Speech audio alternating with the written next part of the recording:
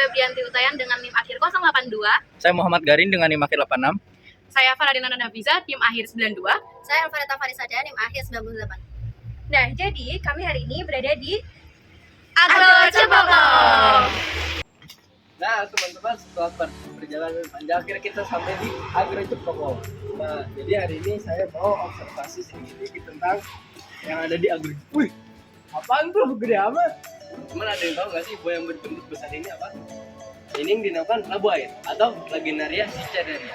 Untuk di bagian akar itu, labu air ini mempunyai akar tunggal atau radix primernya yang kuat. Jadi untuk bagian batangnya itu lebar, berbentuk bercangkap menjari, palmatidus dan permukaannya berbulu halus. Untuk di bagian bunganya itu bunga jantan dan betina terpisah. Pada satu tanaman yang berwarna kuning dan agak kehijauan. Dan untuk biji itu berbentuk tipis dan juga bulat atau lonjong. buah labu air tua itu sering dijadikan sebagai wadah air atau sebagai alat rumah tangga tradisional. Nah, next question Kak. Jadi, mengapa labu air yang sudah tua bisa dijadikan wadah air itu dikarenakan kulitnya yang sangat keras dan juga mempunyai rongga-rongga kecil di tengah-tengah. Nah, kalau buah yang kayak gini tuh tidak cocok dijadikan wadah air dikarenakan ini masih muda. Yang ini cocoknya menjadi buah atau sayuran. Terima kasih. Oke, terima kasih. Aku nanya juga dong, bagian labu air yang mana yang biasanya dijadikan sebagai sayuran? Untuk bagian labu air yang sering dijadikan sayur itu adalah bagian yang muda. Materi selanjutnya akan disampaikan oleh teman saya. Hai. Nah, bisa kalian lihat di sini ada yang tahu ini ada pohon apa? Yap, bener banget, di sini ada pohon Dimokar-pusungan atau yang bisa disebut kelengkeng. Bentar, kayaknya kurang jelas. Nah, kelengkeng ini sangat digemari oleh masyarakat Indonesia, khususnya pada bagian buahnya yang memiliki cita rasa manis dan juga menyegarkan.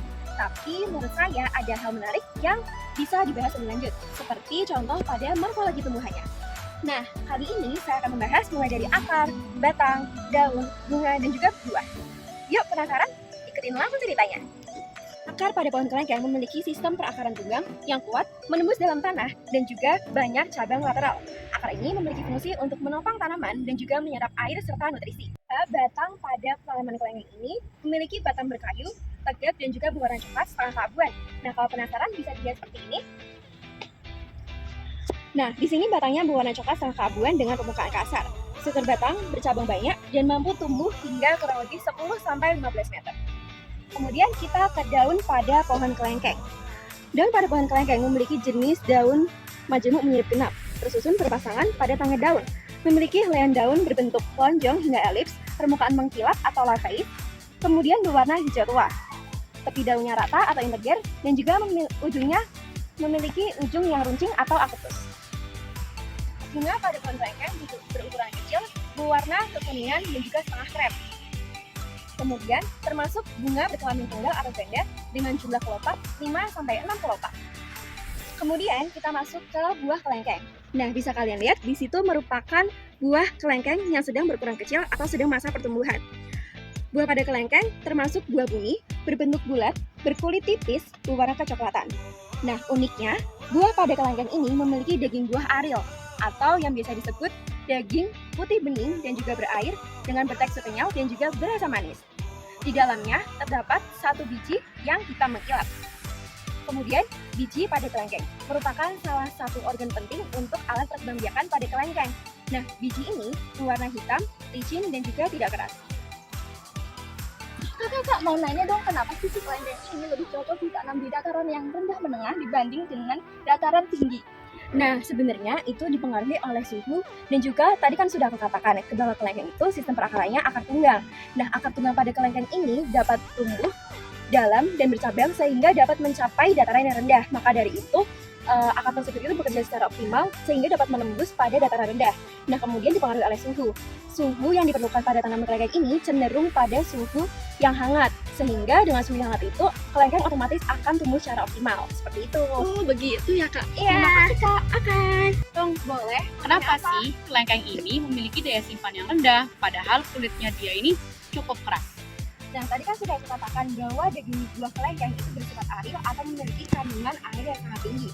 Nah, untuk sifatnya sendiri, selain itu mempunyai sifat respirasi pasca panen yang cepat, sehingga otomatis penuaan secara biologisnya itu juga cepat.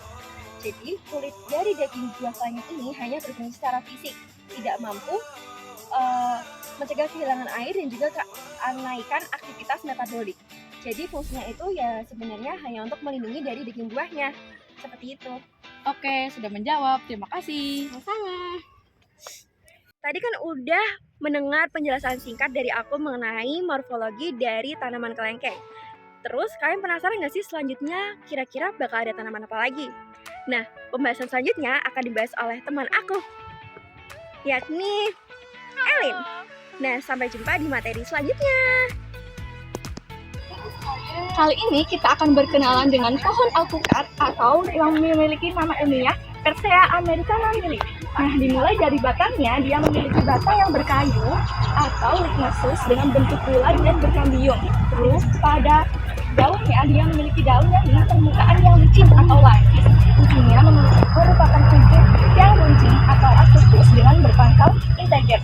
Lalu pada buahnya, dia termasuk ke dalam buah baka karena memiliki daging yang tebal serta biji yang besar. Perawatan alpukat sendiri dilakukan dengan cara penyiraman teratur terutama pada saat musim kemarau, jadi disiram sekitar 2-3 kali selama seminggu.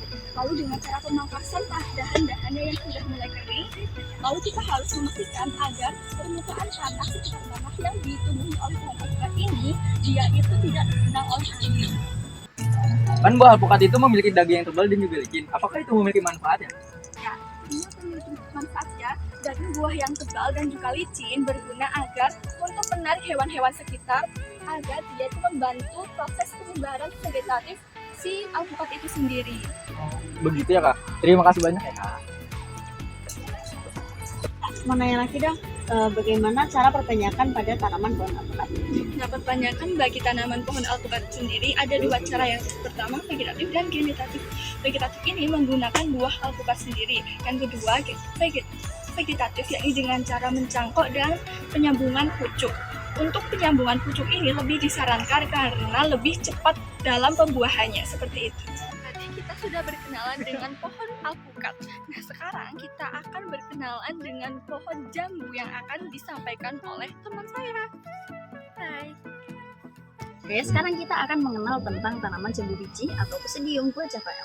Kalian tahu nggak sih, jambu biji yang biasa kalian lihat di pekarangan rumah memiliki banyak fakta-fakta yang menarik loh.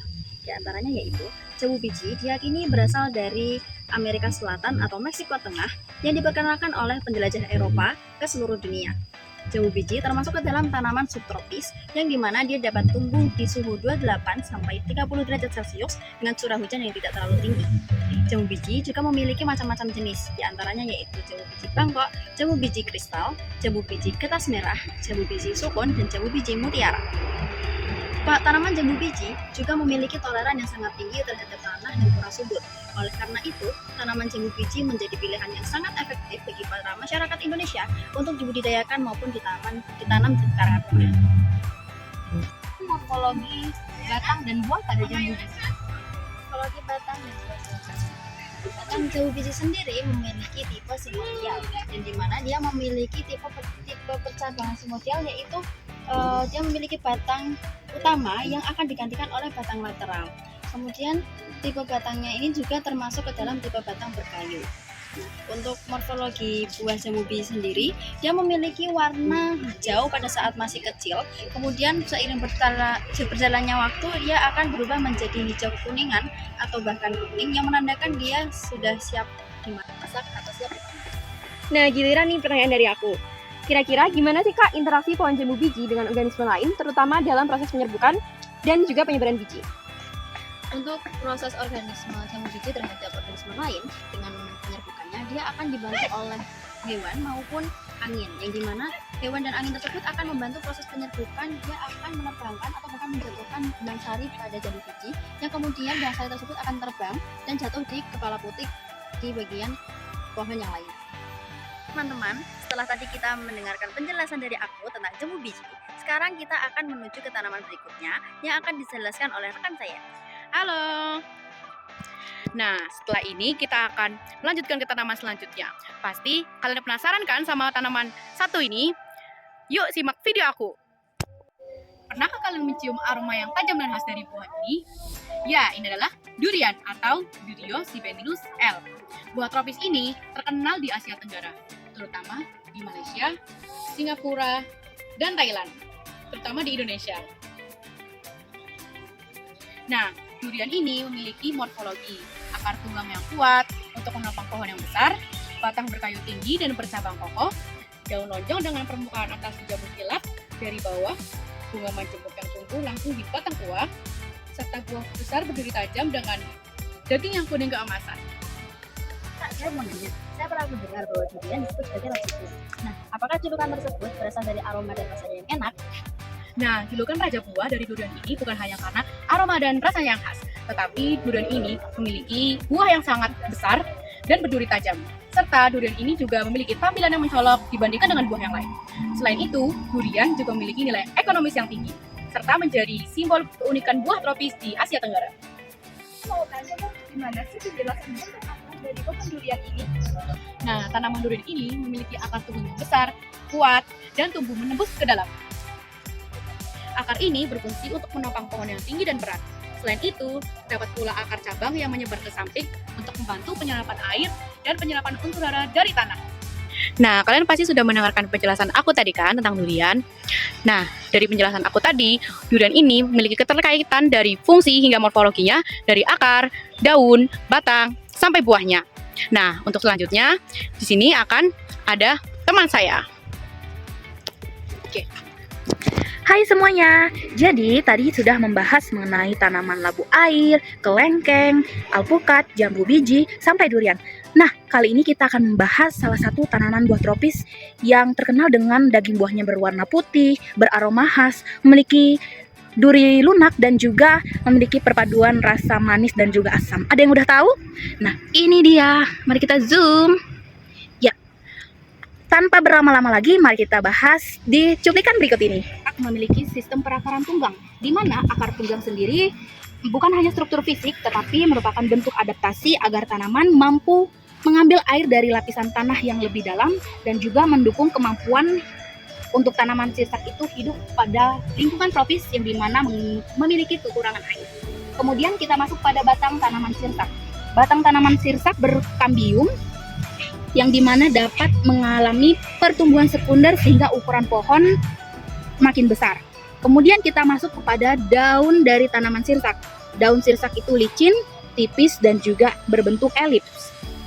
Permukaan daun yang mengandung minyak, yaitu minyak aromatik, merupakan mekanisme pertahanan alami terhadap herbivora seperti serangga ataupun hama. Kemudian kita masuk kepada bunganya. Namun di sini kita tidak menemukan bunganya, jadi teman-teman bisa searching di internet. Banyak sekali sumber-sumber yang menyertakan bentuk-bentuk dari bunga sampai ke akar-akarnya. Nah, bunga sirsak itu soliter dan juga berkelopak tebal, di mana sebagai bentuk penyesuaian reproduktif, di mana kelopak tebal sendiri berfungsi untuk melindungi organ reproduksi dan juga aroma bunga bisa menarik perhatian serangga penyerbuk. Kemudian kita masuk kepada bagian yang sering kita konsumsi, yaitu buah sirsak. Nah, buah sirsak itu besar, berduri lunak, dan juga beraroma khas, di mana daging buah yang manis itu menarik perhatian hewan pemakan buah atau frugivora. Kemudian hewan tersebut dapat membawa buah atau membuang biji ke tempat yang lain. Kemudian masuk kepada biji.